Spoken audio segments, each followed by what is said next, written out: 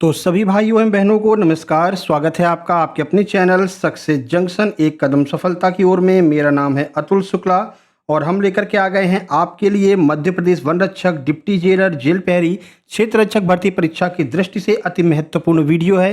हिंदी व्याकरण में आज हम कवर करने वाले हैं शुद्ध और अशुद्ध वाक्य किस तरह से छांटेंगे। इसके साथ साथ में हिंदी साहित्य का इतिहास, इसके टॉप 100 एमसीक्यू हम कवर करने वाले हैं डिटेल सॉल्यूशन के साथ में। जैसा कि आप जानते हैं हिंदी साहित्य के इतिहास से आपके एग्जाम में कम से कम 2 से 3 प्रश्न मिलेंगे और शुद्ध और अशुद्ध वाक्य 2 प्रश्न आपको जरूर देखने को मिलेंगे। और ये जो लेवल होगा वो आपका एमपी डिप्टी जेलर लेवल का होगा, यानी कि लेवल आपका हाई यहाँ पर मिलने वाला है। तो वीडियो को शुरू से लेकर के अंत तक जरूर देखिएगा। वीडियो को लाइक करके चैनल को सब्सक्राइब कर दीजिए, क्योंकि जैसा कि आप जानते हैं लगातार हम टॉप 100 की सीरीज चालू किए हुए हैं। हर सब्जेक्ट के जो मोस्ट इंपोर्टेंट टॉपिक हैं उनके टॉप 100 प्रश्न हम करा रहे हैं और लगभग अभी तक हम 21-2200 प्रश्न करवा चुके हैं सभी सब्जेक्ट को मिला करके। तो आप लोग ये सारी वीडियो देख लेना। चैनल के अंदर प्लेलिस्ट बनी हुई है एमपी डिप्टी जेलर के नाम से, वहां पर जाकर के आप ये सारी वीडियो देख सकते हैं मेरे भाई। ठीक है, चलिए वीडियो को लाइक करके चैनल को सब्सक्राइब कर दीजिए, जिससे आगे आने वाली सारी वीडियो टाइम टू टाइम आपके पास में पहुंच सके और अस्पताल सहायक की जो क्लासेस हमने चालू कर रखी हैं वो भी सही समय पर आप तक पहुंच सके। आइए देखते हैं आज का पहला प्रश्न कौन सा है। तो देखिए आज का पहला प्रश्न शुद्ध हिंदी, शुद्ध और अशुद्ध से हम यहाँ पर देखते हैं। निम्नलिखित में से शुद्ध वाक्य का चयन कीजिए। आपको इसमें बताना है कौन सा वाक्य शुद्ध लिखा हुआ है। 4 ऑप्शन आपके सामने हैं। सीता ने गीत की 2-4 लड़ियां गाईं, सीता ने गीत की 2-4 कड़ियां गाईं, सीता ने गीत की 2-4 कविताएं गाईं, या फिर सीता ने गीत की 2-4 पंक्तियां गाईं। क्या सही इसमें से होगा? एमपीएसआई 2025 के प्री एग्जाम में ये पूछा गया है। सही आंसर की बात करेंगे, ऑप्शन नंबर बी बिल्कुल सही हो जाएगा। सीता ने गीत की 2-4 कड़ियां गाई हैं, ये इसका शुद्ध हो जाएगा। तो गीत के हिस्सों को कड़ियां कहा जाता है, लड़ियां नहीं, लड़ियां माला की होती हैं, इसलिए विकल्प बी जो है वो शुद्ध हो जाएगा। अगर गीत के 2-4 लाइन आप गा रहे हैं तो कहते भाई 2-4 कड़ी गा दो, गीत की कुछ नहीं, पूरा गीत नहीं गा पा रहे, 2-4 कड़ियां ही गा दो। तो ऐसे आपको ध्यान रखना है, कड़ियां वाला जो है वो बिल्कुल सही हो जाएगा। अगर यहाँ पर किसी फूल के गुच्छे की या माला की बात होती तो आप यहाँ पर लड़ियां लगाते, ये भी ध्यान रखना है। आगे बढ़ते हैं, प्रश्न नंबर 2 देखते हैं। ये रहा आपके सामने, वह सब लोग भले हैं। इस वाक्य का शुद्ध रूप क्या होगा? यानी कि वह सब लोग भले हैं, क्या ये सही लिखा है? नहीं भैया, सही नहीं लिखा है। तो सही क्या होगा? 4 ऑप्शन आपके सामने हैं। वह लोग भले हैं, वे सब लोग भले हैं, वे लोग भले हैं, या फिर वह सब भला है। आइए आंसर देखते हैं। ऑप्शन सी हो जाएगा, वे लोग भले हैं, ये बिल्कुल सही लिखा जाएगा। बाकी के ये तीनों ऑप्शन गलत हो जाएंगे। अब ये सही क्यों है वो देख लीजिए। लोग जो है वो बहुवचन है, इसलिए इसके साथ सर्वनाम वह के स्थान पर वे का प्रयोग होगा। वह का प्रयोग कब होता? जब एक व्यक्ति की बात की जाती, लेकिन क्योंकि वे लोग की बात की जा रही है, बहुत सारे लोगों की बात की जा रही है, तो सर्वनाम में वे का प्रयोग होगा। सब और लोग एक साथ प्रयोग यहाँ अतिरिक्त पुनरुक्ति है, अतः वे लोग भले हैं बिल्कुल सही हो जाएगा। यानी कि आपका ऑप्शन नंबर सी बिल्कुल सही होगा। आगे बढ़ते हैं।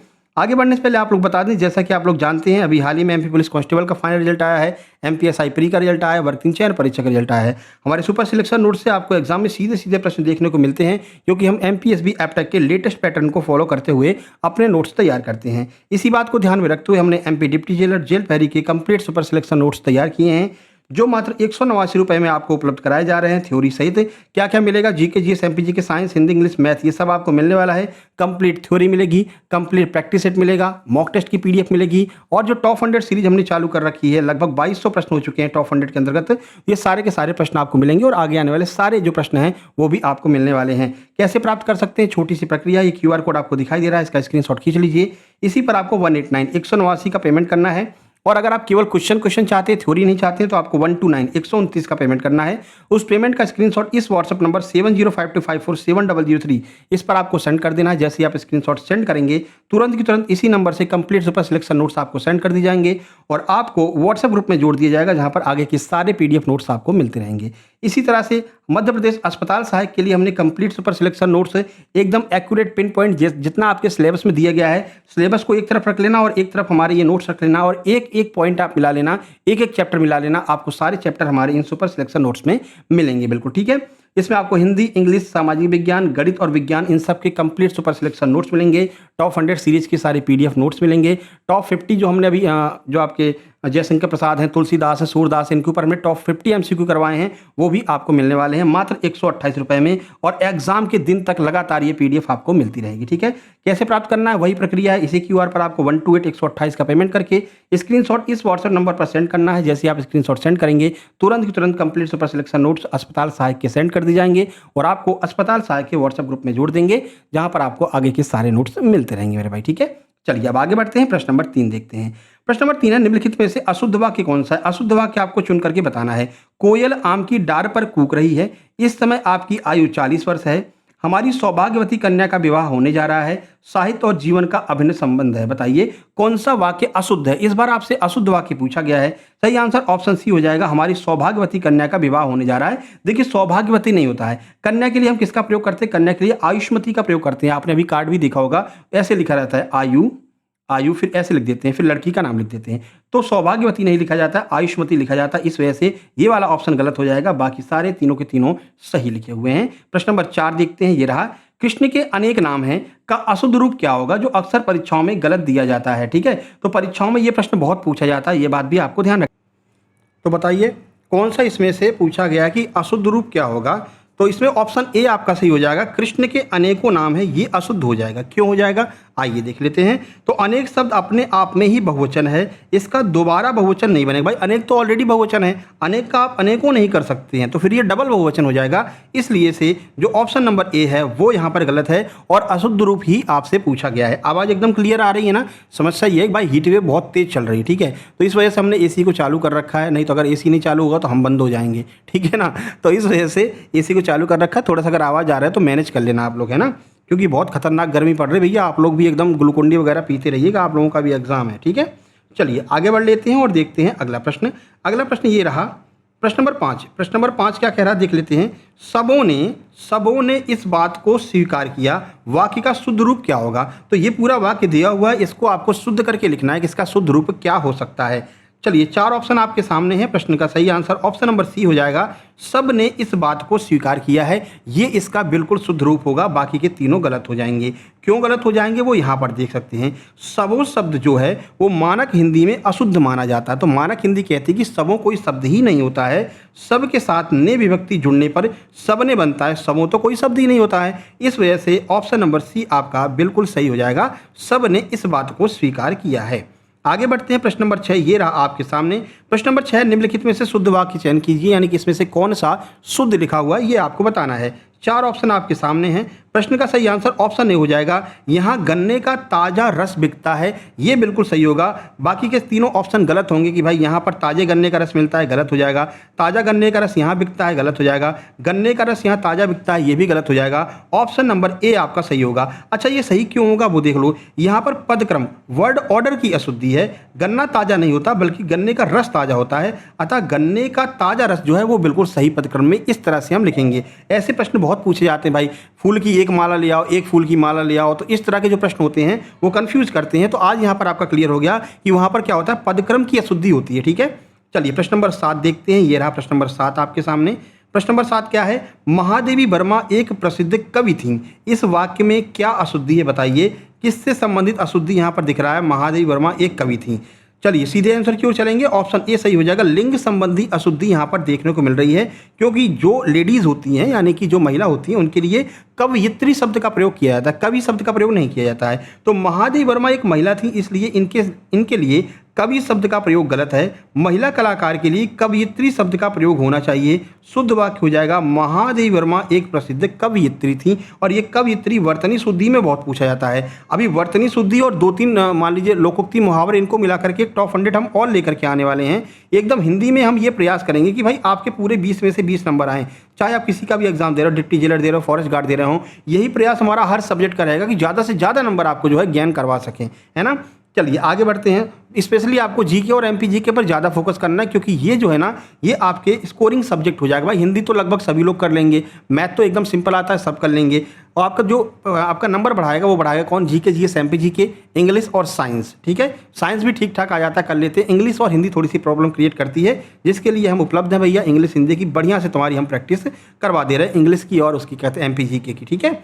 चलिए देखिए, प्रत्येक श्रमिक को 2-2 रुपए मिले, वाक्य का शुद्ध रूप क्या हो जाएगा? बताइए, प्रत्येक श्रमिक को 2-2 रुपए मिले हैं, इसका शुद्ध रूप क्या होगा? 4 ऑप्शन आपके सामने हैं, प्रश्न का सही आंसर हो जाएगा ऑप्शन नंबर ए, प्रत्येक श्रमिक को 2-2 रुपए मिले, ठीक है। तो ये श्रमिकों नहीं होगा, श्रमिकों क्यों? क्योंकि श्रमिकों भैया ये बहुवचन हो जा रहा है, प्रत्येक भी लगा रहे हो, श्रमिकों भी लगा रहे हो, तो गलत हो जाएगा। तो यहाँ पर हो जाएगा प्रत्येक श्रमिक को 2-2 रुपए मिले हैं, ठीक है। देखिए यहाँ पर सॉल्यूशन भी देख लीजिए, प्रत्येक शब्द जो है वो हमेशा एक वचन संज्ञा के साथ में आता है, इसलिए श्रमिकों के स्थान पर श्रमिक शब्द आएगा। अगर प्रत्येक लगा रहे हो तो तुम्हें श्रमिक शब्द का यूज करना पड़ेगा, श्रमिकों का यूज हम नहीं कर सकते हैं। अगला, शुद्ध वाक्य का चयन कीजिए, इसमें से कौन सा वाक्य शुद्ध है यह आपको बताना है। मुझे भारी दुख हुआ, मुझे बहुत दुख हुआ, मुझे बड़ा दुख हुआ, मुझे घोर दुख हुआ, कौन सा इसमें से सही होगा? दुख के लिए हम किसका प्रयोग करेंगे? सही आंसर ऑप्शन बी हो जाएगा, मुझे बहुत दुख हुआ। ये शब्द आपका बिल्कुल सही हो जाएगा। क्यों होगा? इसका रीजन है, इसका नियम है, वो नियम भी आप लोग देख लीजिए जिससे हमेशा के लिए डाउट क्लियर हो जाए। देखिए, दुख या भावात्मक संज्ञाओं के साथ में भारी या बड़ा विशेषण का प्रयोग अनुचित है। भाई अगर तुम्हें दुख हो रहा है, ठीक है, तो वो अंदर से भाव निकल रहे हैं ना। अब भाव क्या भारी होते हैं क्या? नहीं, भाव तो भारी नहीं होते हैं, भाव बड़े भी नहीं होते हैं। तो तीव्रता बताने के लिए हम बहुत या फिर अत्यंत शब्द का प्रयोग करते हैं। तो भाववाचक संज्ञा के साथ में बहुत या अत्यंत का प्रयोग करेंगे। प्रश्न नंबर 10 देखिए, बाघ और बकरी एक घाट पानी पीती हैं, इस वाक्य का शुद्ध रूप क्या हो जाएगा? 4 ऑप्शन आपके सामने हैं। प्रश्न का सही आंसर ऑप्शन नंबर ए हो जाएगा, बाघ और बकरी एक घाट पर पानी पीते हैं। ठीक है, तो पीते हैं हो जाएगा, पीती हैं नहीं होगा। नियम क्या कहता है? नियम के अनुसार यह भिन्न लिंग के कर्ता और संयोजक से जुड़े हों तो क्रिया हमेशा बहुवचन और पुल्लिंग ही आती है। ठीक है, यदि अलग अलग लिंग के अलग अलग कर्ता हैं और एक साथ में जुड़े हुए हैं तो हम क्या करेंगे? हमेशा बहुवचन वाली क्रिया लगाएंगे और पुल्लिंग लगाएंगे। ठीक है, साथ ही घाट के साथ पर कारक चिन्ह आवश्यक रहता है, तो घाट के साथ में पर को भी लगाना पड़ेगा। घाट पर पानी पीते हैं, यहाँ पर घाट पानी पीते हैं नहीं होगा, घाट पर पानी पीते हैं। ठीक है, तो ये बिल्कुल शुद्ध रूप हो जाएगा। ये कई बार एग्जाम्स में पूछा गया है, MPSI में भी अभी ये पूछा गया था। आगे बढ़ते हैं, प्रश्न नंबर 11 से 20 की ओर चलते हैं। तो यहाँ पर पुनरुक्ति और अनावश्यक शब्द संबंधी अशुद्धियाँ जो होती हैं उनको कवर करेंगे कि जो बार बार रिपीट हो जाती है ना, पुनरुक्ति शब्द जो आ जाते हैं उनकी वजह से कैसी अशुद्धियाँ देखने को मिलती हैं वो यहाँ पर कवर करेंगे। देखिए, निम्नलिखित में से कौन सा वाक्य शुद्ध है? शुद्ध वाक्य आपको बताना है। 4 ऑप्शन आपके सामने हैं। वह वापस लौट आया, वह लौट आया, वह वापस लौट कर आया, या फिर वह वापस आ गया लौट कर। क्या सही होगा? सही आंसर ऑप्शन बी हो जाएगा, वह लौट आया। वापस शब्द का हम प्रयोग नहीं करेंगे। भाई लौट रहा है तो वापस ही लौट रहा होगा ना। अब ये वापस भी सब प्रयोग कर रहे हो, लौटना भी प्रयोग कर रहे हो, तो ये डबल हो जाता है। ठीक है, ये नियम बताता, देखिए वापस और लौटना दोनों एक ही अर्थ होता है, दोनों एक साथ प्रयोग पुनरुक्ति दोष पैदा करता है। इस वजह से वह लौट आया या वह वापस आ गया, दोनों में से किसी एक का ही प्रयोग कर सकते हो, तो लौट आया या वापस आ गया। ठीक है, आगे बढ़ लेते हैं, प्रश्न नंबर 12 देखते हैं। प्रश्न नंबर 12 देखिए, शायद आज वर्षा अवश्य होगी, इस वाक्य में क्या दोष आपको दिखाई दे रहा है? अगर ये वाक्य लिखा हुआ है शायद आज वर्षा अवश्य होगी, तो बताइए कौन सा दोष है इसमें? सही ऑप्शन बी हो जाएगा, इसमें शायद और अवश्य का एक साथ प्रयोग नहीं कर सकते हैं। भाई एक बार आपको डाउट भी क्रिएट कर रहे हो कि शायद और फिर करना नहीं अवश्य, तो शायद और अवश्य एक साथ में थोड़ी यूज कर सकते हो। एक बिल्कुल फिक्स बता रहा है कि भैया अवश्य का मतलब होगी ही होगी, और शायद कन्फ्यूजन क्रिएट कर रहा है, तो दोनों एक साथ में प्रयोग नहीं कर सकते हैं। ठीक है, तो शायद संभावना को दर्शाता है और अवश्य निश्चितता को, दोनों विपरीत अर्थ वाले शब्द एक ही वाक्य में प्रयोग नहीं हो सकते हैं। तो शुद्ध वाक्य हो गया शायद आज वर्षा होगी, या तो तुम ये कर दो, या फिर आज वर्षा अवश्य होगी, या ये कर दो। इन दोनों में से एक का ही प्रयोग कर सकते हैं। ठीक है मेरे भाई, आगे बढ़ लेते हैं। वीडियो को लाइक नहीं किया तो वीडियो को लाइक कर दीजिए, चैनल को सब्सक्राइब जरूर कर लीजिए, क्योंकि बहुत सारे एग्जाम के जो आपके एनालिसिस होते हैं वो एनालिसिस भी हम करवाते हैं। जो भी एग्जाम आपका होगा उनका एनालिसिस भी करवाएंगे। देखिए, विंध्याचल पर्वत हरा भरा हो गया, इस वाक्य का शुद्ध रूप क्या हो जाएगा? बताइए, 4 ऑप्शन आपके सामने हैं। आइए आंसर देखते हैं। ऑप्शन नंबर डी सही होगा, यानी कि ए और सी ये दोनों सही होंगे। कैसे? तो विंध्याचल हरा भरा हो गया, या तो आप ये लिख दीजिए, या फिर विंध्य पर्वत हरा भरा हो गया, या फिर आप ये लिख दीजिए। दोनों नहीं लिख सकते कि विंध्याचल और पर्वत दोनों का प्रयोग एक साथ में नहीं किया जा सकता है।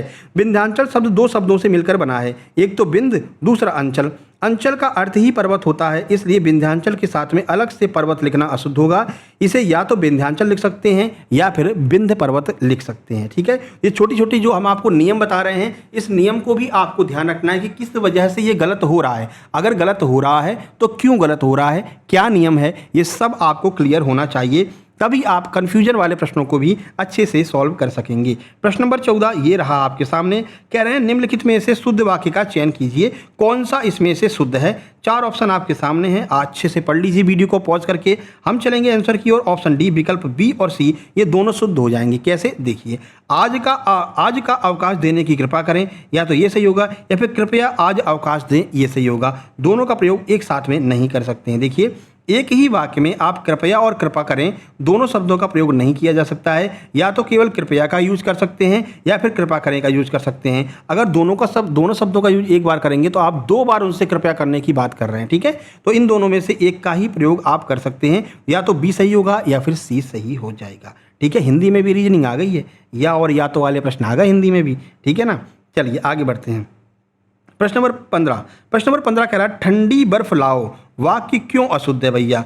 तो भाई बर्फ तो ऑलरेडी ठंडी होती है, उसमें ठंडी शब्द लगाने की क्या आवश्यकता है। तो किसकी दिक्कत है इसमें, बर्फ हमेशा ठंडी होती है, तो ठंडी विशेषण अनावश्यक है। लाओ की जगह दीजिए होना चाहिए। बर्फ का लिंग स्त्रीलिंग है या फिर इसमें कोई अशुद्धि नहीं है।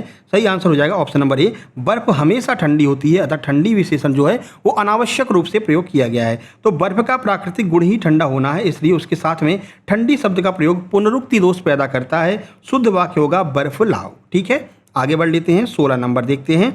निम्नलिखित में से शुद्ध वाक्य कौन सा है। 4 ऑप्शन आपके सामने हैं, बताइए कौन सा वाक्य इसमें से शुद्ध लिखा हुआ है। चलिए हम सीधे आंसर की ओर चलेंगे क्योंकि 100 प्रश्न हमको करने हैं।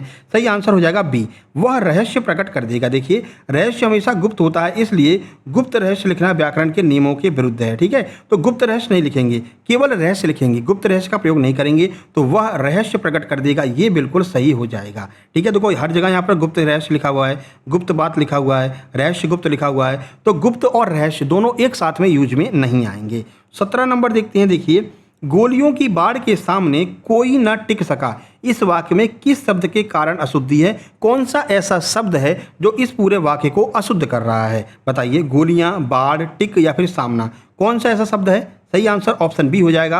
बाढ़ शब्द जो है वो यहाँ पर गलत लिखा गया है, इसकी आवश्यकता यहाँ पर नहीं है। गोलियों की बाढ़ नहीं होती है, गोलियों की बौछार होती है। कहते नहीं भाई इतनी गोलियों की बौछार करेंगे, इतनी गोलियों की बौछार करेंगे, तुम्हें पता नहीं चल पाएगा कि क्या हो गया है। तो गोलियों की हमेशा बौछार की जाती है। अब ये मत कहना कि सर आप तो डायलॉग कुछ दबंग वाली मूवी का देने वाले थे, आपने चेंज कर दिया है। दबंग वाली मूवी का डायलॉग तो सबको पता है, ठीक है ना, तो हम उसको नहीं देंगे, ठीक है ना, वो आप अपने हिसाब से एडजस्ट कर लेना। चलिए तो बाढ़ पानी की होती है, अगर पानी की बात की जाए तो बाढ़ का प्रयोग करेंगे, गोलियों की बात की जाए, तीर की बात की जाए तो बौछार का प्रयोग करेंगे। तो गोलियों की बौछार के सामने कोई ना टिक सका, ये यहाँ पर बिल्कुल सही हो जाएगा। 18 नंबर देखिए, अगर तलवार लिखा होता तो तलवार की धार के सामने कोई नहीं टिक पाया, ठीक है ना। चलिए अगला प्रश्न है, वह होशियार खिलाड़ी है, वाक्य में किस प्रकार की अशुद्धि है, बताइए। ये एक वाक्य लिखा है, आपको बताना है कि कौन सी अशुद्धि है। वह होशियार खिलाड़ी है, सही आंसर हो जाएगा ऑप्शन नंबर सी। यहाँ पर वर्तनी संबंधी अशुद्धि है, क्योंकि होशियार होता है होशियार, होशियार ये सही होता है, ना कि होशियार सही होता है। तो होशियार लिखा हुआ है तो वर्तनी से संबंधित अशुद्धि है। तो ध्यान रखना यहाँ पर हम होशियार लिखेंगे, क्या लिखेंगे, होशियार, ठीक है। तो इस तरह से होशियार लिखा जाता है, या तो होशियार लिख दो या फिर होशियार लिख दो, ये दोनों सही माने जाते हैं, ध्यान रखना है। 19 देखिए, निम्नलिखित में से शुद्ध वाक्य का चयन कीजिए, कौन सा वाक्य इसमें शुद्ध लिखा हुआ है। ऑप्शन सी सही हो जाएगा, डाकुओं के हाथों में हथकड़ियां हैं। ऑप्शन सी आपका बिल्कुल सही होगा। हथकड़ी शब्द हाथ से बना है, इसलिए हथकड़ियां हमेशा हाथों में पहनाई जाती हैं, पैरों में बेड़ियां और गले में तौक में नहीं। तो बस आपको ये देखना है भाई क्या कह रहे हैं, यहाँ पर शुद्ध वाक्य का चयन करना है। शुद्ध वाक्य कह रहा है डाकुओं के हाथों में हथकड़ियां हैं, पैरों में हथकड़ियां नहीं पहनाई जाती हैं, ठीक है।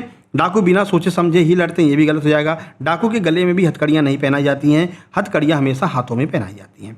20 नंबर देखिए, 20 नंबर है, यह गुलाब का फूल लाल रंग का है, वाक्य का सबसे संक्षिप्त और शुद्ध रूप क्या हो जाएगा।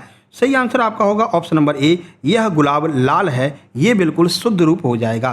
तो गुलाब अपने आप में एक फूल है और लाल अपने आप में एक रंग है, अतः फूल और रंग शब्दों का प्रयोग अतिरिक्त किया गया है। यहाँ पर यह गुलाब लाल है सबसे सटीक और शुद्ध रूप हो जाएगा। चलिए अब 21 से 30 नंबर तक देखेंगे, इसमें क्या है, कारक, मुहावरे और पदक्रम संबंधी अशुद्धियां यहाँ पर देखने को आपको मिलेंगी। कारक से संबंधित, मुहावरे से संबंधित और पदक्रम से संबंधित अशुद्धियों के ऊपर हम यहाँ पर प्रश्न करने वाले हैं। मैंने जाना है, वाक्य में अशुद्ध अंश कौन सा है, बताइए। मैंने अशुद्ध है, जाना अशुद्ध है अशुद्ध है या फिर कोई त्रुटि नहीं है। ऑप्शन ए सही हो जाएगा। मैंने शब्द यहाँ पर अशुद्ध लिखा हुआ है, क्यों, इसकी जगह पर क्या होना चाहिए, तो वो भी देख लीजिए। यहाँ सर्वनाम की कारक अशुद्धि है, जाना है क्रिया के साथ में उत्तम पुरुष में मुझे का प्रयोग होता है, अतः शुद्ध वाक्य होगा मुझे जाना है। मैंने जाना है वाक्य गलत हो जाएगा। अच्छा, आपको एक बढ़िया सी न्यूज़ दे रहे हैं, 500 करंट अफेयर, पिछले 12 महीनों के 500 वन लाइनर करंट अफेयर की वीडियो आपकी आने वाली है। जहाँ तक उम्मीद करेंगे कल आपकी ये वीडियो आ जाएगी। एक साथ में 500 वन लाइनर करंट अफेयर करवाने वाले हैं। अब देखो 500 एमसीक्यू नहीं करवा पाएंगे मेरे भाई एक साथ में, है ना। एमसीक्यू करवाने में समय लगता है, तो वीडियो 10 घंटे की हो जाएगी। इतना समय हमें बर्बाद नहीं करना है। आप बढ़िया से 500 वन लाइनर देखेंगे, और जिन लोगों ने नोट्स ले रखा है उस ग्रुप में हम 500 वन लाइनर की पीडीएफ भी डाल देंगे, ठीक है। तुरंत जैसे क्लास होगी वैसे पीडीएफ डाल देंगे नोट्स ग्रुप में, ठीक है ना। तो कल ये वीडियो आपकी 500 पिछले 12 महीनों की करंट अफेयर की 500 वन लाइनर की क्वेश्चन वीडियो आने वाली है कल, ठीक है। सबको बता देना। और अगर आपने चैनल को सब्सक्राइब नहीं किया तो जल्दी से सब्सक्राइब कर लीजिए और नोटिफिकेशन बेल भी दबा लीजिए, जैसे ही वो 500 प्रश्नों की वीडियो आए तुरंत आपके पास में नोटिफिकेशन पहुंच जाए। बाकी जो ग्रुप में शामिल हैं, टेलीग्राम पर जुड़े हुए हैं, उन सबके पास में नोटिफिकेशन पहुंच जाएगा। सक्सेस जंक्शन लाइव के नाम से टेलीग्राम चैनल है, लिंक डिस्क्रिप्शन बॉक्स में दी गई है। वे लोग परस्पर एक दूसरे से उलझ पड़े, इसमें वाक्य का शुद्ध रूप क्या होगा? इसका सही शुद्ध रूप ऑप्शन नंबर डी हो जाएगा, यानी विकल्प 1 और विकल्प 2 दोनों सही हैं। कैसे? देखिए, वे लोग परस्पर उलझ पड़े, या तो आप ये कर दो या फिर आप क्या कर सकते हो, वे लोग एक दूसरे से उलझ पड़े, ये दोनों सही होगा। लेकिन वे लोग आपस में एक दूसरे से उलझ पड़े, ये गलत हो जाएगा। अच्छा, गलत क्यों हो जाएगा सर? तो वो भी देख लीजिए, क्योंकि नियम क्या कहता है, परस्पर और एक दूसरे दोनों का अर्थ समान होता है। वाक्य में किसी एक का ही प्रयोग कर सकते हैं, दोनों का प्रयोग एक साथ में नहीं किया जा सकता है। चलिए 23 नंबर देखिए, मुहावरे के गलत प्रयोग वाला अशुद्ध जो वाक्य है वो आपको चुनना है कि किस वाक्य में अशुद्ध मुहावरे का प्रयोग किया गया है। वह गुस्से में उबल रहा था, पुलिस को देख डाकू दुम दबाकर भाग गए, दुश्मन ने हथियार रख दिए, परीक्षाओं के दिन में छात्र रात दिन एक करते हैं। कौन सा अशुद्ध है? मुहावरे से संबंधित अशुद्धि कौन सी है? ऑप्शन सी, दुश्मन ने हथियार रख दिए हैं, ये वाला अशुद्ध होगा, क्योंकि दुश्मन हथियार डालता है। जैसे भारत ने जो आपका पूर्वी पाकिस्तान है, जब उसको आज़ाद करवाया था, जो बांग्लादेश है, तो पाकिस्तानी सेना ने हथियार डाले थे। आपने कई बार सुना होगा कि पाकिस्तानी सेना ने हथियार डाल दिए हैं, ठीक है। तो हथियार डालने का अर्थ होता है आत्मसमर्पण करना, हथियार रखना नहीं होता है। शुद्ध वाक्य हो गया, दुश्मन ने हथियार डाल दिए हैं, ठीक है मेरे भाई। आगे बढ़ लेते हैं। 24 नंबर देखिए, एक पानी का गिलास लाओ, वाक्य अशुद्ध क्यों है? क्यों ये वाक्य अशुद्ध आपको दिखाई दे रहा है? यहाँ पर पदक्रम जो है वो गलत है। तो पदक्रम से संबंधित भाई, एक फूल की माला ले आओ, एक जो है क्या कह रहे हैं, पानी का गिलास लाओ, तो ऐसे जो होते हैं इसमें पदक्रम की अशुद्धि होती है, ध्यान रखना। ऐसा क्वेश्चन कहीं भी आए तो पदक्रम की अशुद्धि ही आपको लगाना है। ऐसे प्रश्न पूछे जा सकते हैं। एक शब्द गिलास के लिए है जबकि पानी के लिए नहीं है, इस वजह से पदक्रम की अशुद्धि मानी जाएगी। देखिए, गिलास संख्या में एक है, पानी नहीं। एक विशेषण गिलास के पहले आना चाहिए, शुद्ध वाक्य होगा, पानी का एक गिलास लाओ, ये बिल्कुल शुद्ध हो जाएगा मेरे भाई। 25 नंबर देखिए, राम ने पुस्तक पढ़ा, वाक्य का शुद्ध रूप क्या होगा? बताइए, राम ने पुस्तक पढ़ा, इसका शुद्ध रूप क्या हो जाएगा? सही आंसर ऑप्शन ए हो जाएगा, राम ने पुस्तक पढ़ी। ऑप्शन ए आपका बिल्कुल सही हो जाएगा। यहाँ पर देख सकते हैं, भूतकाल में जब कर्ता के साथ ने विभक्ति लगती है तो क्रिया कर्ता के अनुसार ना होकर के कर्म के लिंग और वचन के अनुसार होती है। यहाँ कर्म पुस्तक स्त्रीलिंग है, इसलिए क्रिया के रूप में भी स्त्रीलिंग का ही प्रयोग किया जाएगा। 26 नंबर देखिए, निम्नलिखित में से शुद्ध वाक्य कौन सा? बताओ। 4 ऑप्शन आपके सामने है, अब आपको बताना है कौन सा इसमें से शुद्ध लिखा गया है। सही आंसर ऑप्शन नंबर डी हो जाएगा। बी और सी ये दोनों शुद्ध लिखे गए हैं, देख लेते हैं। आपके सौजन्य से मेरा काम बन गया, ये शुद्ध लिखा हुआ है।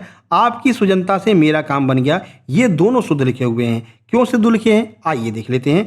सुजन शब्द में ता प्रत्यय लगाने से सुजनता बनता है और या प्रत्यय लगाने से सौजन्य बनता है।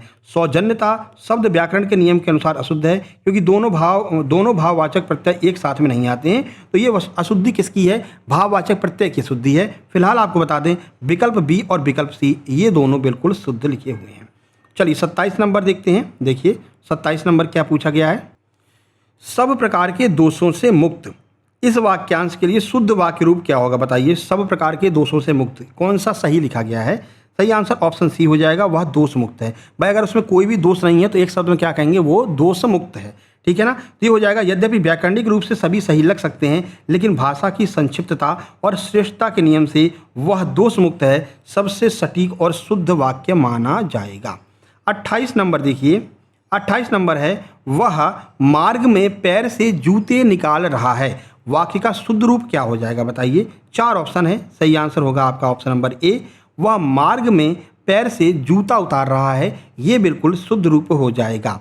देखिए, तो कपड़े या जूते शरीर से अलग करने के लिए उतारना क्रिया का प्रयोग किया जाता है, निकालना या खोलना का प्रयोग नहीं किया जाएगा। जो कहते नहीं, जूता खोल रहा है या जूता निकाल रहा है तो अशुद्ध बोलते हैं, ठीक है। जूता उतारा जाता है, यह बात आपको ध्यान रखनी पड़ेगी। 29 नंबर है, निम्नलिखित में से कौन सा वाक्य शुद्ध लिखा हुआ है? चार ऑप्शन आपके सामने हैं। ऑप्शन नंबर ए शुद्ध लिखा हुआ है, वृक्ष पर कौवा बैठा है। तो बैठने के आधार के लिए पर अधिकरण का प्रयोग किया जाता है। ठीक है, अगर कोई चीज़ किसी पर बैठी है तो पर अधिकरण का प्रयोग जरूर किया जाएगा।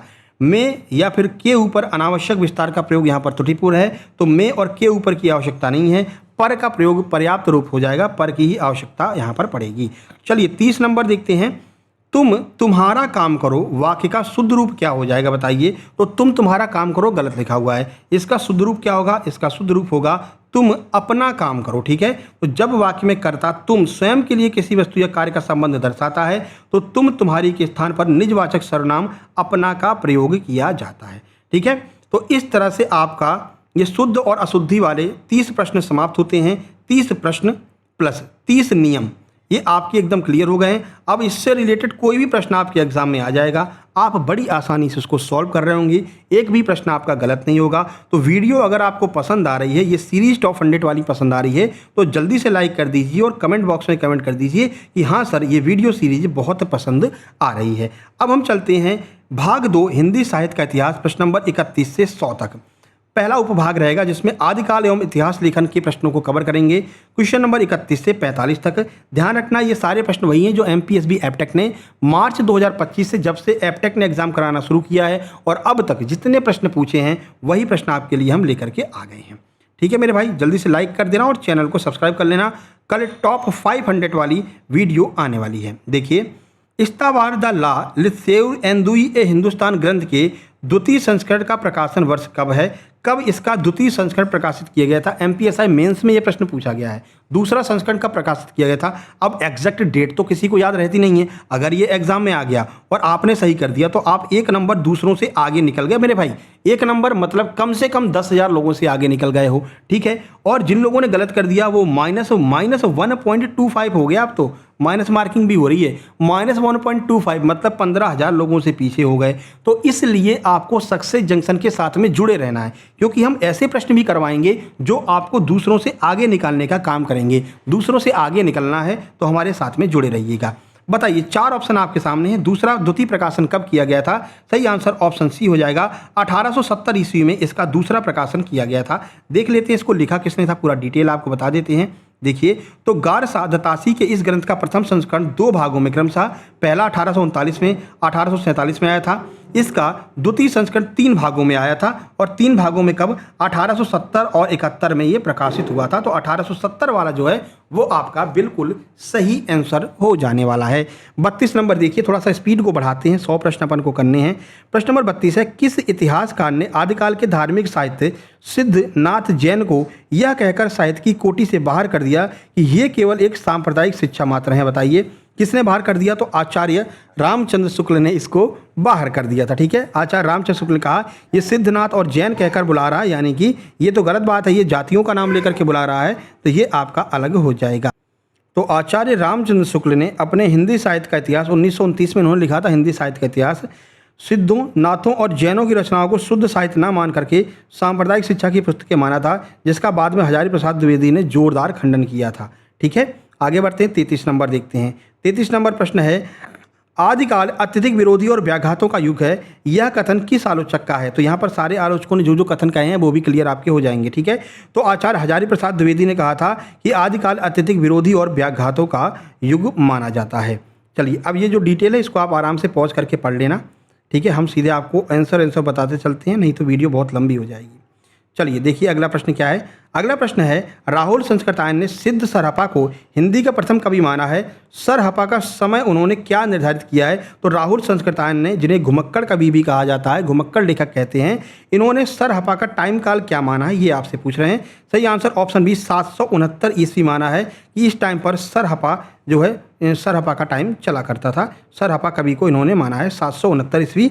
अगर विक्रम संवत की बात करेंगे तो 826 ईस्वी। अगला, अपभ्रंश को पुरानी हिंदी सबसे पहले किसने कहा था? अपभ्रंश को पुरानी हिंदी, तो सही आंसर ऑप्शन नंबर बी हो जाएगा। चंद्रधर शर्मा गुलेरी ने अपभ्रंश को क्या कहा है? पुरानी हिंदी कह करके संबोधित किया है। तो ये बात आपको याद रखनी है। तो चंद्रधर शर्मा गुलेरी ने अपने लेख पुरानी हिंदी में सबसे पहले उत्तर अपभ्रंश को पुरानी हिंदी नाम दिया था। चलिए आगे बढ़ते हैं। थोड़ा सा आपको ये लगेगा कि ये कैसे प्रश्न है, लेकिन मेरे भाई एग्जाम में आएंगे तो हर तरह के प्रश्नों को करना आवश्यक रहता है ना। अगला, the modern vernacular literature of Hindustan को सच्चे अर्थों में हिंदी साहित्य का पहला इतिहास ग्रंथ क्यों माना जाता है? क्या रीजन है कि इसको हिंदी साहित्य का पहला इतिहास ग्रंथ मानते हैं? सही आंसर ऑप्शन ए हो जाएगा। इसमें पहली बार कवियों का कालक्रमानुसार वर्गीकरण और प्रवृत्तियों का विश्लेषण किया गया था, इसलिए the modern vernacular literature of Hindustan को सच्चे अर्थों में हिंदी साहित्य का पहला इतिहास ग्रंथ माना जाता है। ठीक है, आगे बढ़ते हैं। जॉर्ज ग्रियर्सन के द्वारा इसको लिखा गया था 1888 में। चलिए 37 नंबर देखिए, गोरखबानी नाम से गोरखनाथ की रचनाओं का संपादन किसने किया था? तो गोरखबानी के नाम से इनकी रचनाओं का संपादन किया था पीताम्बर दत्त बर्थवाल ने। यह एमपीएसआई मेंस में अभी पूछा गया, एमपीएसआई मेंस 2026, ये भी कुछ दिन पहले आपका हुआ, लगभग 1 से 1.5 महीना पहले, है ना।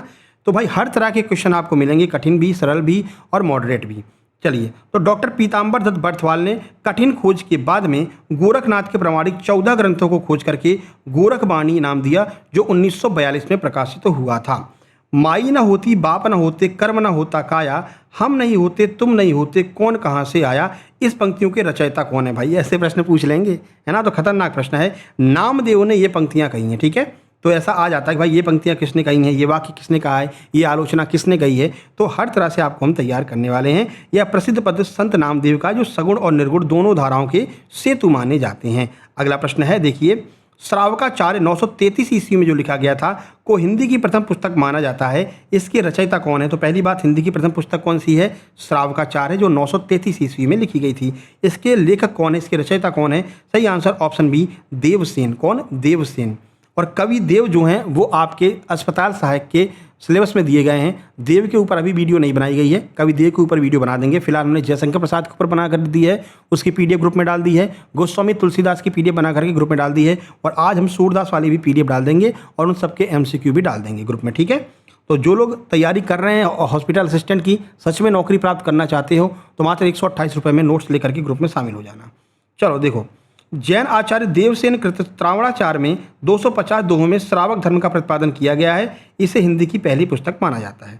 40 नंबर देखिए, मैथिल कोकिल विद्यापति की कौन सी रचना अभी तक पूरी तरह संपादित होकर प्रकाशित नहीं हो सकी है और कीर्तिलता की कीर्ति सिंह के कीर्तिगान से संबंधित है? कौन सी है? तो वह है कीर्ति पताका। तो कीर्ति शब्द जहाँ पर आ जाए, ध्यान रखना, विद्यापति के द्वारा लिखी गई है, जो अभी तक प्रकाशित नहीं हो पाई है, आपको याद रखना है। अब थोड़ा स्पीड को बढ़ाते हैं मेरे भाई, है ना।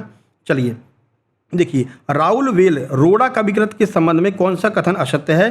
तो इसमें वीर रस का वर्णन किया गया, यही असत्य है, बाकी सारे के सारे सत्य हैं। यह एक शिलांकित कृति है, सही है। यह चंपू काव्य है, गद्य पद्य मिश्रित है, इसमें 7 बोलियों के शब्द मिलते हैं, ये सही है। और यह श्रृंगार रस से लिखी गई कृति है, इसमें वीर रस का प्रयोग नहीं किया गया है। 42 नंबर देखिए, रामचंद्र शुक्ल ने किस रासो काव्य की प्रामाणिकता के संबंध में लिखा है? यह पूरा ग्रंथ जाली है। तो रामचंद्र शुक्ल ने कौन से ग्रंथ को कहा है कि ये पूरा ग्रंथ जाली है? सही आंसर हो जाएगा पृथ्वीराज रासो। रामचंद्र शुक्ल ने पृथ्वीराज रासो को नकली ग्रंथ बताया है। ठीक है, तो चंद्रबरदायी कृत पृथ्वीराज रासो को पूरी तरह से अप्रामाणिक और जाली ग्रंथ किसने कहा है? रामचंद्र शुक्ल ने कहा है। 43 नंबर देखिए, बालचंद विजवाही भाषा दुही नहीं लगन दुज्जन हासा, यह पंक्ति किस कवि की है? तो विद्यापति ने लिखा है। यह पंक्ति विद्यापति की कीर्तिलता से ली गई है, जिसमें उन्होंने अपनी भाषा को अवहट्ट कहा है। तो कीर्तिलता किसकी है? ध्यान रखना, ये कीर्तिलता कृति विद्यापति की है, जिन्हें मैथिल कोकिल के नाम से जाना जाता है। अगला 44 नंबर देखिए, प्रबंध चिंतामणि के रचयिता जैनाचार्य मेरुतुंग हैं। इस ग्रंथ का महत्व हिंदी साहित्य के इतिहास में क्यों है? तो प्रबंध चिंतामणि का महत्व क्यों है? तो ऐसे अगर क्वेश्चन आपको मिले और कोई बड़ा ऑप्शन अगर आपको दिया गया है, अगर आपको पता है तो बहुत अच्छी बात है, नहीं पता है तो सबसे बड़ा वाला जो ऑप्शन होता है वही इसका आंसर होता है, क्योंकि डिटेल में बताना पड़ता है लेखक को, है ना। तो इसमें अपभ्रंश के अनेक प्राचीन दोहे सुरक्षित हैं, जिसमें राजा मुंज और भोज के समय की कथाएं दी गई हैं। इस वजह से प्रबंध चिंतामणि जो है वो महत्वपूर्ण है। 1304 ईस्वी में इसको लिखा गया था। 45 है, का तरुवर पंच विडाल, यह पंक्ति किसकी है और इसमें किसका वर्णन किया गया है? तो ये पंक्ति लिखी है लुइपा ने, और बौद्ध सिद्ध दर्शन का यहाँ पर वर्णन किया गया है। ये पूरा डिटेल दिया गया है, आराम से वीडियो को पॉज करके आप लोग पढ़ लेना। ठीक है, अब चलो उपभाग नंबर बी में चलते हैं, जिसमें भक्ति काल के प्रश्नों को कवर करेंगे। 46 से लेकर के 65 तक थोड़े से हाई लेवल के प्रश्न आपको मिलेंगे साहित्य में। ठीक है ना, डिप्टी जेलर वालों के लिए बहुत ज़्यादा महत्वपूर्ण है ये वीडियो। देखो, भक्ति का जो सोता दक्षिण की ओर धीरे धीरे उत्तर भारत की ओर पहले से ही आ रहा था, उसे राजनीतिक परिवर्तन के कारण शून्य पड़ते हुए जनता के हृदय क्षेत्र में फैलने के लिए पूरा स्थान मिला। यह कथन किसका है? ये कथन किसने कहा है? तो ये आचार्य रामचंद्र शुक्ल ने इतना बड़ा कथन कहा है। ये भी आप लोगों को ध्यान रखना है। चलिए अगला देखते हैं 47 नंबर। कबीर कानी राखी नहीं वर्णाश्रम सट्ट दर्शनी। कबीर के संबंध में यह प्रसिद्ध छप्पय किसने लिखा है? तो ये नाभादास के द्वारा लिखा गया है। कबीर कानी राखी नहीं वर्षाश्रम सट्ट दर्शनी। ठीक है, आगे बढ़ लेते हैं। नाभादास ने ये पंक्ति नाभादास ने कही है। अगला, सूफी प्रेमाख्यानक काव्यों में नायक की दो पत्नियों लौकिक और अलौकिक सांसारिक और आध्यात्मिक का वर्णन प्रायः मिलता है। जायसी कृत पद्मावत में नागमती किसका प्रतीक है? बताइए। तो जायसी ने पद्मावत लिखा है, इसमें जो नागमती है वो किसके बारे में बता रहा है? सही आंसर हो जाएगा दुनिया धंधा या सांसारिक आसक्ति के बारे में नागमती यहाँ पर बता रहा है। नागमती का वर्णन यहाँ पर किया गया। 49 नंबर देखेंगे। सुदामा चरित्र नरोत्तम दास ने लिखा है, इसकी भाषा क्या है? ये पूछा जा गया है आपके MPSI में। सुदामा चरित्र की भाषा क्या है? तो ब्रज भाषा में सुदामा चरित्र जो है लिखा गया है। नरोत्तम दास ने इसको लिखा है। आगे, किस संप्रदाय में राधा का स्थान कृष्ण से भी उच्च माना जाता है और इसमें कृष्ण के वामांग में राधा विराजमान होती हैं तथा गद्दी सेवा का विशेष महत्व है? कौन सा ऐसा जो है कहते हैं संप्रदाय माना जाता है? तो वो है राधा बल्लभ संप्रदाय। कौन सा संप्रदाय है? राधा बल्लभ संप्रदाय।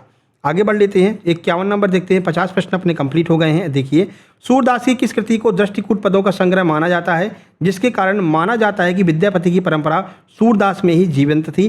सही आंसर हो जाएगा जो साहित्य लहरी है, इसमें देखा गया है कि सूरदास ने दृष्टिकूट पदों का वर्णन किया है, जिसका वर्णन बाद में किसने किया था? विद्यापति ने किया था।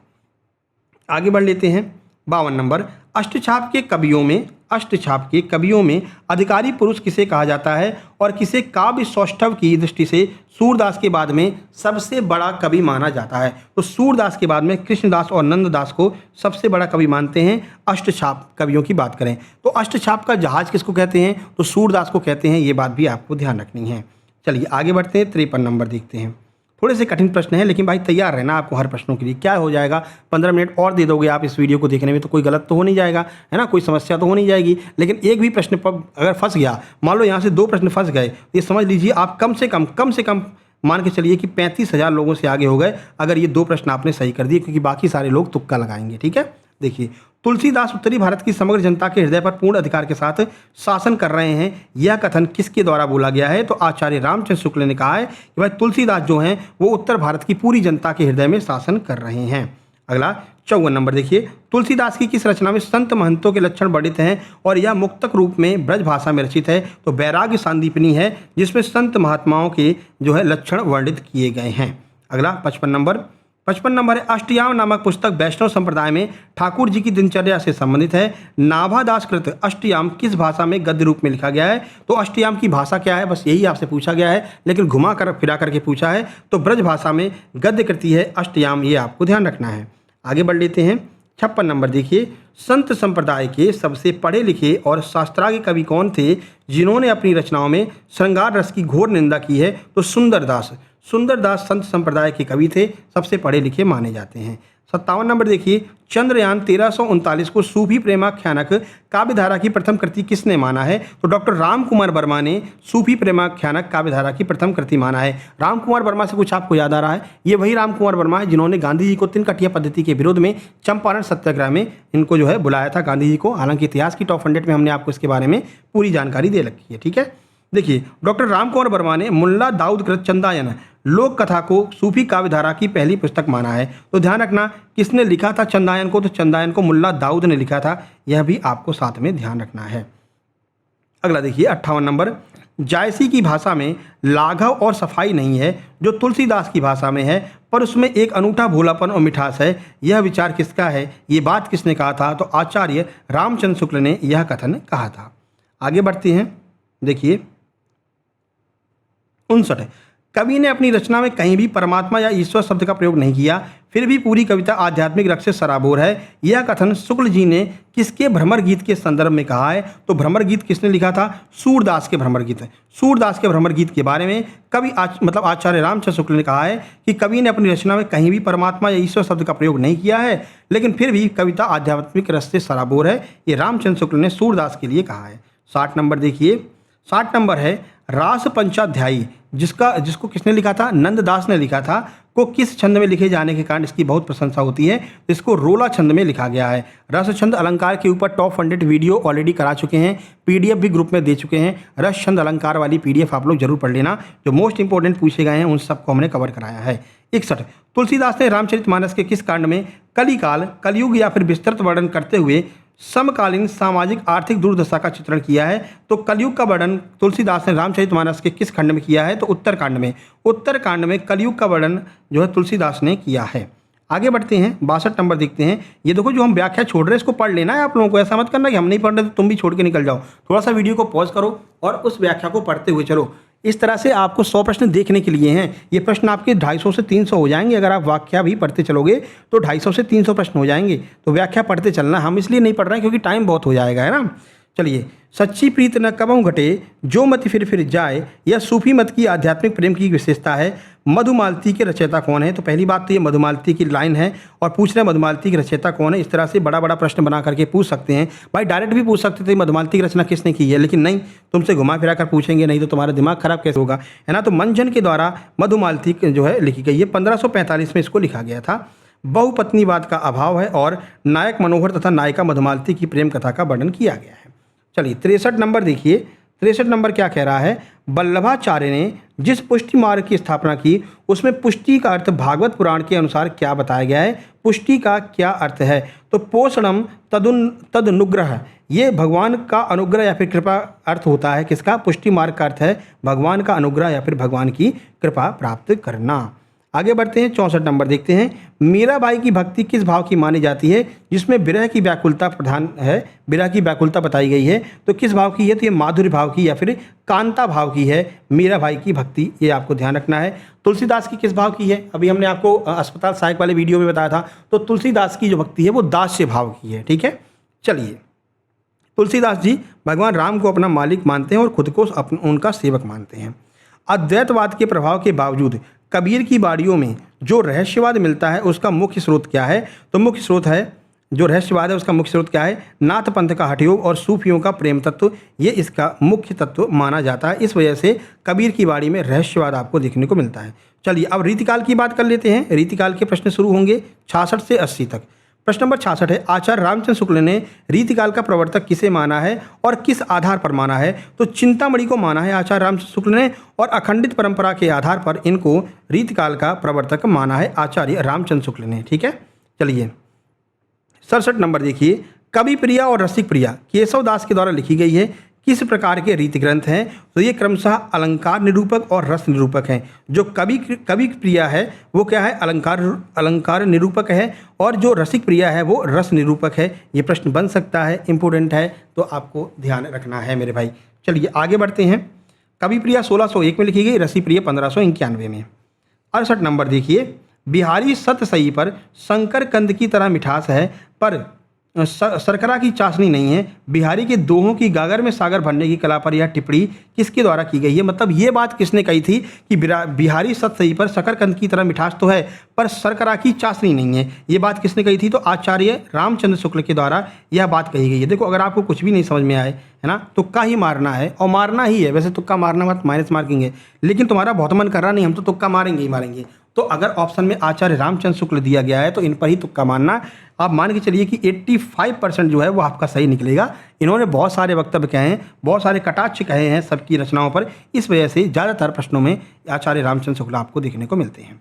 प्रश्न अगला देखिए, समझा नहीं कि यह काव्य है या न्याय शास्त्र है कोई, इस पुस्तक के लेखक केशवदास की रामचंद्रिका को छंदों का अजायब घर किसने कहा? देखो कितना घुमा करके पूछा है, एक लाइन दे दी उनकी केशवदास की पुस्तक की, और लास्ट में आपसे यही पूछ रहे हैं कि केशवदास की रामचंद्रिका को छंदों का अजायब घर किसने कहा है? तो भाई डॉक्टर रामस्वरूप चतुर्वेदी ने। डॉक्टर रामस्वरूप चतुर्वेदी ने जो रामचंद्रिका है इसे छंदों का अजायब घर कहा है। इतना ही आपको ध्यान रखना है, ठीक है। और आज रामचंद्रिका की एक लाइन उठा करके आपको दे दी है। इस तरह से प्रश्नों को कठिन बनाएंगे, है ना। डिप्टी जिलर वालों देख लो, इस तरह से प्रश्न कठिन बनेंगे। रीतिकाल के किस कवि को साक्षात रसमूर्ति और जवाबदानी का दावा रखने वाला कवि माना जाता है? बताइए ऐसा कवि कौन है? रीतिकाल का सही आंसर हो जाएगा ऑप्शन नंबर बी, घनानंद को ऐसा माना जाता है। चलिए देख लीजिए, तो रीति मुक्त काव्यधारा के सिरमौर कवि घनानंद को आचार्य रामचंद्र शुक्ल ने साक्षात रसमूर्ति जवाबदानी का दावा रखने वाला लाक्षणिक भाषा का कवि माना है। अगला, भाषा भूषण नामक प्रसिद्ध अलंकार ग्रंथ के रचयिता कौन है जो एक शासक भी थे? तो प्रश्न का सही आंसर हो जाएगा महाराजा जसवंत सिंह। इन्होंने भाषा भूषण को लिखा है। ठीक है, तो मारवाड़ के महाराजा जसवंत सिंह द्वारा रचित भाषा भूषण दोहा छंद में अलंकारों का एक अत्यंत संक्षिप्त और लोकप्रिय ग्रंथ रहा है, ध्यान रखना है। 77 नंबर देख लेते हैं। अभिधा उत्तम काव्य है कहने वाले देव कवि ने शब्द शक्तियों के संबंध में क्या अनूठी स्थापना की थी? तो देव कवि ने उन्होंने लक्षणा को मध्यम और व्यंजना को अधम रस विरस माना है। ये बस इतना ही आपको ध्यान रखना है। चलिए 73 नंबर देखिए।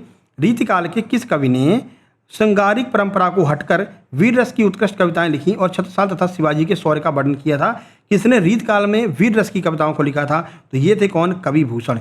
कवि भूषण ने रीतिकाल में वीर रस की कविताओं को लिखा था। भाई जहाँ सब लोग रीतिकाल में श्रृंगार रस का वर्णन कर रहे थे, वहाँ कवि भूषण ने वीर रस का वर्णन किया। और क्या क्या लिखा था? शिवराज भूषण, शिवा बावनी, छत्रसाल दशक, इन सब के रचयिता कवि भूषण हैं। ध्यान रखना है आपको, ये महत्वपूर्ण है। 74 कुलपति मिश्र कृत रस रहस्य जो 1670 ईस्वी में लिखा गया था, किस संस्कृत ग्रंथ का छायानुवाद आधार पर रचित ग्रंथ है? यानी कौन से संस्कृत ग्रंथ को देख करके कुलपति मिश्र ने कौन सा लिखा है? रस रहस्य लिखा है। बताइए कौन सा संस्कृत ग्रंथ को देख करके लिखा है? सही आंसर हो जाएगा काव्य प्रकाश। तो काव्य प्रकाश को देख करके कुलपति मिश्र ने रस रहस्य को लिखा है। आगे बनते हैं। 75 नंबर देखते हैं। 75 नंबर है, आगे के सुकवि रीज हैं तो कविताई, न तो राधिका कन्हाई सुमिरन को बहानो है। यह प्रसिद्ध उक्ति किस रीतकालीन कवि की है जो रीतकालीन मानसिकता को दर्शाती है? मतलब ये जो पंक्ति है वो किसने लिखी थी? सही आंसर हो जाएगा भिखारी दास। भिखारी दास के द्वारा ये पंक्ति लिखी गई है, आगे के सुकवि रीज हैं तो कविताई। ठीक है, आगे बढ़ते हैं। अगला प्रश्न देखिए 76 नंबर प्रश्न है, रीतिबद्ध और रीति सिद्ध कवियों में मुख्य अंतर क्या है? अब जब भी आपको ऐसा प्रश्न देखने को मिले, अगर अंतर वगैरह दर्शा रहे हैं तो जो सबसे बड़ा ऑप्शन होगा वही आपका आंसर होगा, क्योंकि भाई अंतर को छोटे शब्दों में तो बता नहीं सकते हैं। तो देखिए क्या अंतर है। रीतिबद्ध के जो कवि हैं वो शास्त्रीय नियमों में बंध करके लक्षण उदाहरण परंपरा अपनाते थे, जबकि रीति सिद्ध कवियों ने लक्षण नहीं लिखे परंतु उनका काव्य शास्त्रीय नियमों के सांचे में ढला हुआ था। यह मुख्य रूप से अंतर देखने को मिलता है। 77 नंबर देखेंगे।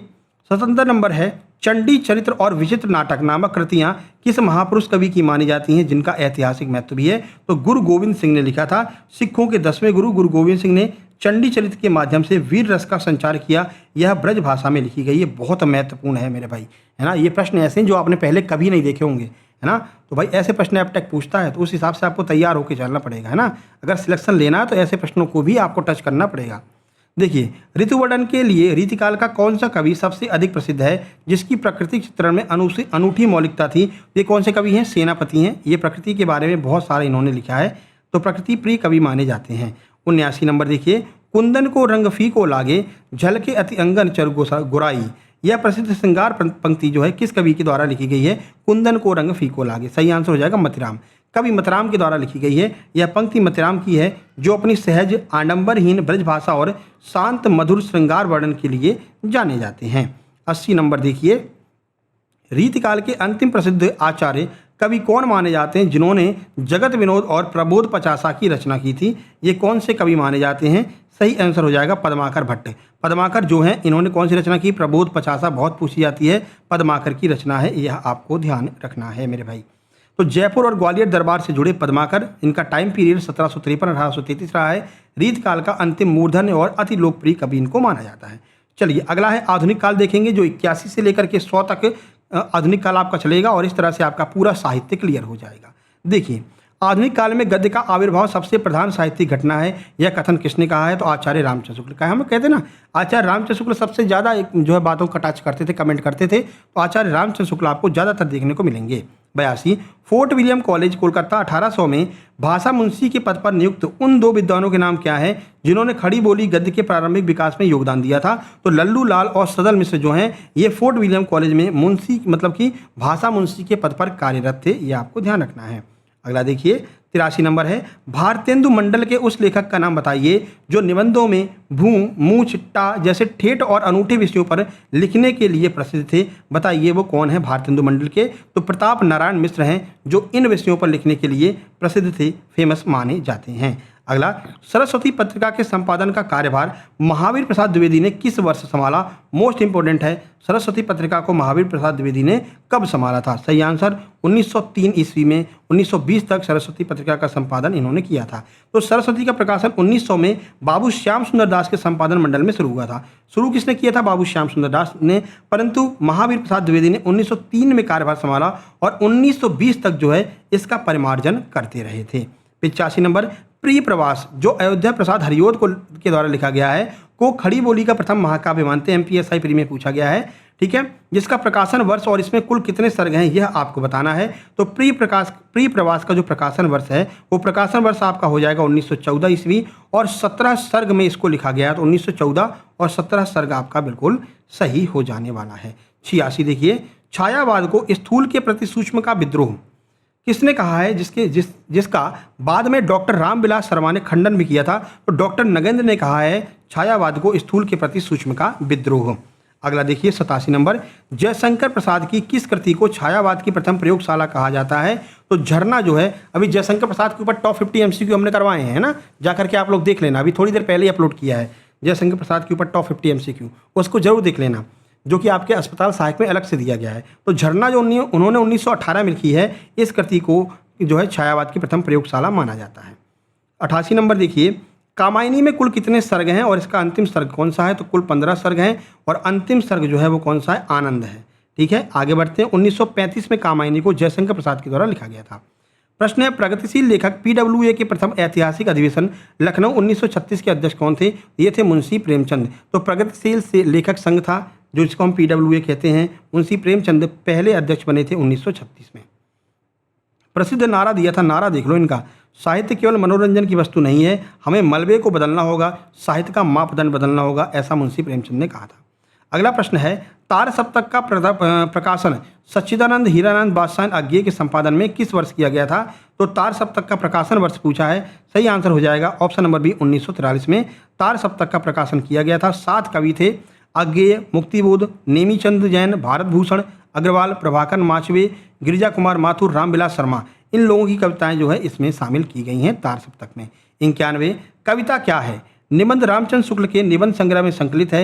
यह पहली बार कब प्रकाशित किया गया था? तो चिंतामणि में ये जो है निबंध लिखा हुआ है, कविता क्या है। चिंतामणि फर्स्ट में जो 1939 में प्रकाशित किया गया था और मूलतः जो सरस्वती पत्रिका में 1909 में प्रकाशित किया गया था। ठीक है, तो सरस्वती पत्रिका में 1909 में और वैसे 1939 में।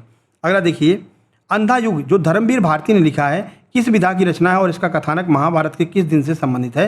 हालांकि ये सारी जो रचनाएं हैं, लेखकों के नाम जो हैं वो टॉप 100 लेखक और रचनाएं हम ऑलरेडी करवा चुके हैं। तो ये गीत नाट्य में 18वें दिन और श्री कृष्ण की मृत्यु तक में लिखा गया है। अंधा युग धर्मवीर भारती ने इस दिन के ऊपर लिखा है जब श्री कृष्ण की मृत्यु होती है।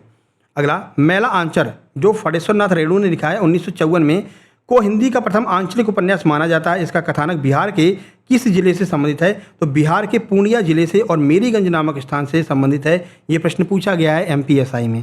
ठीक है भाई, आगे बढ़ते हैं। 94 देखिए, नई कहानी आंदोलन की त्रयी में निम्नलिखित में से कौन शामिल नहीं है? तो नई कहानी में कौन शामिल नहीं है? निर्मल वर्मा जो हैं वो नई कहानी में शामिल नहीं हैं। अगला 95 देखिए, आषाढ़ का एक दिन जो मोहन राकेश के द्वारा लिखा गया है, नाटक का नायक कालिदास है। यह नाटक किस अंतर्द्वंद पर आधारित है? बताइए। 4 ऑप्शन आपके सामने हैं, सही आंसर हो जाएगा ये जो है सत्ता और कला, भावना और कर्म का द्वंद्व है, इस पर ये नाटक लिखा गया है। अगला, सुदामा पांडे ने लिखा है धूमिल को उनकी किस कृति के लिए मरणोपरांत साहित्य अकादमी पुरस्कार 1989 से सम्मानित किया गया था? बताइए। तो धूमिल में लिखा गया है कल सुनना मुझे के लिए इनको मरणोपरांत साहित्य अकादमी अवार्ड 1979 से सम्मानित किया गया था। अगला देखिए 97 नंबर, निबंध निकष और दूसरी परंपरा की खोज नामक प्रसिद्ध आलोचनात्मक कृतियों के लेखक कौन है? तो ये डॉक्टर नामवर सिंह हैं जिन्होंने निबंध निकष और दूसरी परंपरा की खोज लिखी थी 1982 में। आगे बढ़ते हैं। थोड़े से कठिन प्रश्न ये लगते हैं, लेकिन मेरे भाई तैयार तो आपको करना पड़ेगा, हर लेवल पर तैयारी आपको करनी पड़ेगी। ये याद नहीं करने हैं आपको, सुबह जग करके बस एक निगाह में देख लिया कीजिए। ठीक है, जितनी भी PDF उन्हें दे रखी हैं एक निगाह में बस देख लो। हिंदी की प्रथम प्रमाणिक आत्मकथा किसे माना जाता है जो ब्रज भाषा में पद्य में लिखी गई है? बताइए। तो किसको प्रथम प्रमाणिक आत्मकथा मानते हैं? तो यह है अर्ध कथानक, जो बनारसी दास जैन के द्वारा लिखी गई है। तो जैन कवि बनारसी दास जैन द्वारा 1641 में रचित अर्ध कथानक को हिंदी की पहली आत्मकथा माना जाता है और यह दोहा चौपाई पर आधारित है। 99 देखिए, राग दरबारी श्रीलाल शुक्ल 1968 ईस्वी में लिखा था। किस गांव की जिंदगी का व्यंग्यात्मक चित्रण है जो भारतीय व्यवस्था की विसंगतियों को उधारता है? तो ये शिवपालगंज के बारे में राग दरबारी लिखा गया है। श्रीलाल शुक्ल के द्वारा लिखा गया है। 100 नंबर, मुक्तिबोध की प्रसिद्ध लंबी कविता अंधेरे में प्रकाशन पहली बार किस पत्रिका में और किस नाम से हुआ था? तो कल्पना पत्रिका में आशंका के द्वीप नाम से 1964 में मुक्तिबोध की सबसे लंबी कविता अंधेरे में का प्रकाशन हुआ था। यहाँ पर डिटेल में दिया गया है। ठीक है, तो इस प्रकार आज के 100 प्रश्न समाप्त होते हैं। यहाँ पर आप देख सकते हैं जिन लोगों ने एमपी पुलिस कांस्टेबल के ग्रुप में एडमिशन लिया था, शामिल हुए थे 189 रुपये पे करके, वहाँ से कितने सारे लोगों का सिलेक्शन हुआ है देख सकते हैं। काजल तिवारी जी, सर मेरा भी सिलेक्शन हो गया, अपना स्कोर कार्ड इन्होंने शेयर किया है और आप देख सकते हैं एमपी पुलिस के ग्रुप में ये जुड़ी हुई हैं। सेकंड रैंक लाई है रचना नामदेव जी, इन्होंने भी अपना शेयर किया है, स्क्रीनशॉट देखिए सर मेरी सेकंड रैंक लगी है। शुभम मूवी के जी सिलेक्शन हुआ था, विजय ठाकुर जी यूआर कैटेगरी, इन सब का सिलेक्शन हुआ है और ये लोग नोट्स ग्रुप में शामिल थे। यहाँ पर आप देख सकते हैं अस्पताल सहायक का जो नोट्स ग्रुप बनाया गया है उसमें ये सारे नोट्स डले हुए हैं। ये आपका सिलेबस है, एक एक चैप्टर उठा करके देख लीजिए, एक एक चैप्टर आपको यहाँ पर सारे सब्जेक्ट के मिलेंगे। जैसे मैथ में बहुपद और रैखिक समीकरण, वास्तविक संख्याएं, द्विघात समीकरण, सामाजिक विज्ञान में लोकतंत्र हो गया, भारत में राष्ट्रवाद हो गया, ये सब कुछ है। ठीक है, साइंस में अम्ल और क्षार हो गया, केमिकल रिएक्शन हो गया, धातु और अधातु हो गई, ये सब आपके सिलेबस में दिया गया और सारे के सारे चैप्टर आपको यहाँ पर अपने नोट्स में देखने को मिलेंगे। इन सब के एमसीक्यू भी करवाएंगे, प्रैक्टिस सेट भी करवाएंगे, तो जल्दी से ग्रुप में शामिल हो जाइए नोट्स लेकर के। नंबर यही है 7052547133, इस पर मैसेज करके आप लोगों को ग्रुप में शामिल हो जाना है। मिलते हैं नेक्स्ट वीडियो में, तब तक के लिए नमस्कार, धन्यवाद। वीडियो को लाइक, चैनल को सब्सक्राइब जरूर कर देना मेरे भाई।